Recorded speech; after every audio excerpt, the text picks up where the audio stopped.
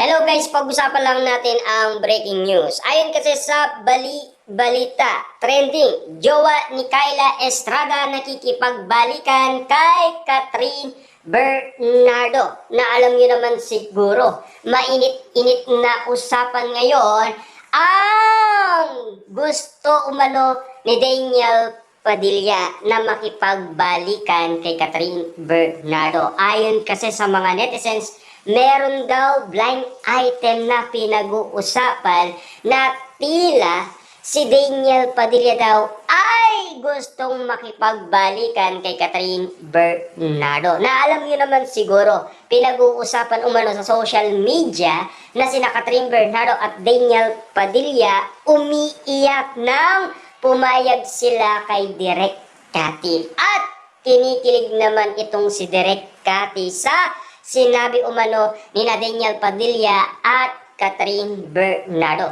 Na alam niyo naman siguro pinag-uusapan noong 2023 ang iwalayan, pero walang naniniwala.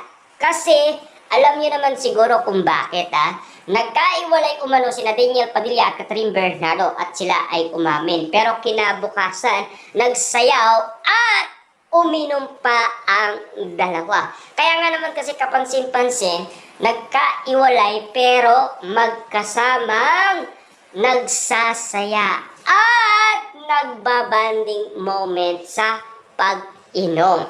At lalong-lalo na may awak na red roses itong si Daniel Padilla. At ang haka-haka, parang hindi man daw sila nagkaiwalay. Yan kasi ang mga suggestion ng ibang mga netizens noong 2023 nung pinag-uusapan pa sina Daniel Padilla at Catherine Bernardo.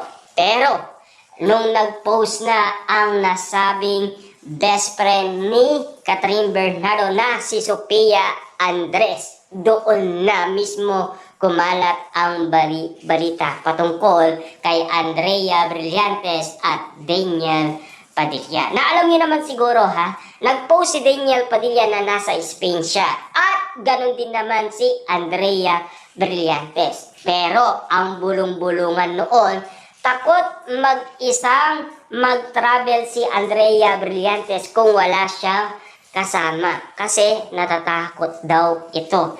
Ang usap-usapan noon, si Andrea Brillantes ang nauna sa Spain.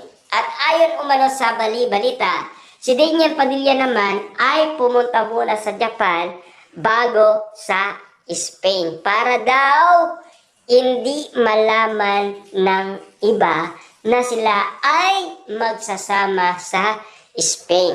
Pero ang kinagulat ng karamihan ang post ni Sophia Andres. Doon na nalaman ang tungkol kay Andrea Brillantes at Daniel Padilla.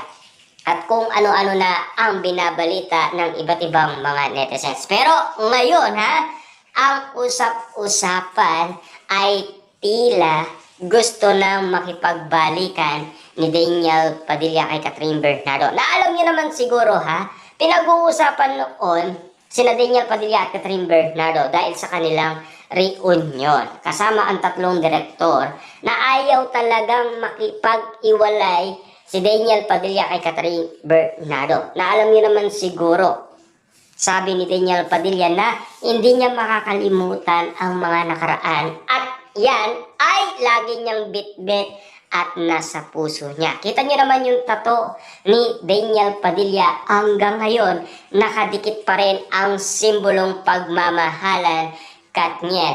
Ayon kasi sa balita noon, balak na ni Daniel Padilla burahin ang nasabing simbolo ng pagmamahalan Katniel.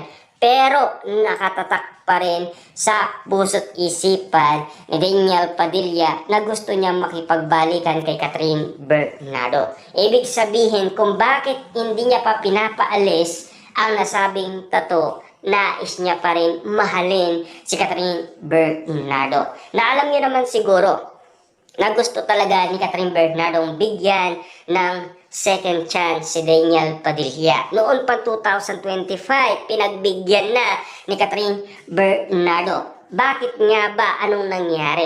Tutol lang talaga ang pamilyang Bernardo. Na ngayon, tutol pa ba ang pamilyang Bernardo? Hindi na.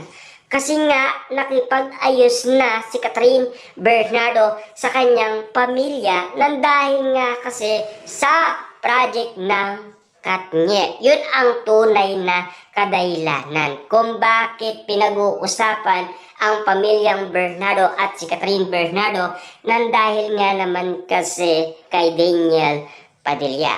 Kasi ang usap-usapan noon si Daniel Padilla ay balak niyang kausapin at suyuin muli si Catherine Bernardo para makagawa sila ng panibagong movie. Nagawa na ba ni Daniel Padilla? Yes, nagawa naman ni Daniel Padilla sa tulong ng kaibigan. At pinag-uusapan na si Catherine Bernardo ay pupunta sa Baguio City.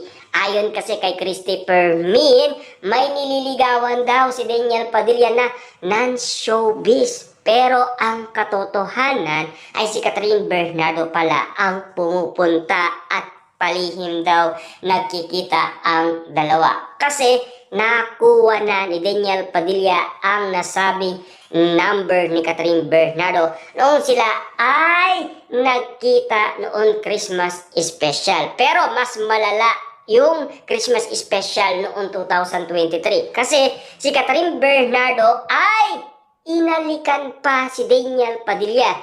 Mismo si Catherine Bernardo ang umalik kay Daniel Padilla. At ang pinag-uusapan, parang hindi sila nagkaiwalay. Parang may comeback yata talaga sina Catherine Bernardo at Daniel Padilla.